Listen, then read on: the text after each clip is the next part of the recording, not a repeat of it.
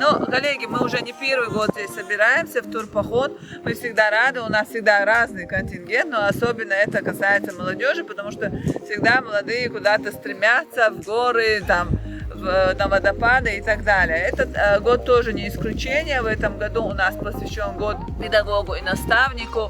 У нас год посвящен еще чеченскому языку нашей республики, вы знаете. Поэтому вот под эгидой вот этих лозунгов мы в этом году решили провести этот турпоход. Наш поход проходит под девизом «Сила профсоюза в каждом шаге». В общем, мы должны с вами сделать где-то туда и обратно где-то 16 тысяч шагов. Вот какая будет сила.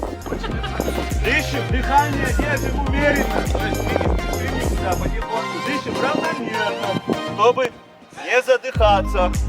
Вот вдоль этой реки мы будем идти с вами на протяжении всего маршрута. В канун профессиональных праздников, Дню воспитателя, Дню учителя, Дню работников СПО, поэтому у нас тут контингент из разных образовательных учреждений.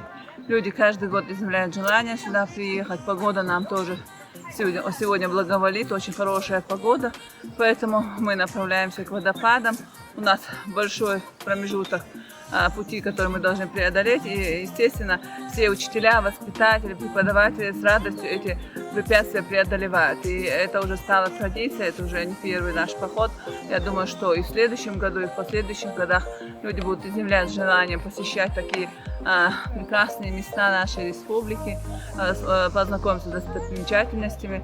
И наш турпоход продолжается под девизом «Сила профсоюза в каждом шаге».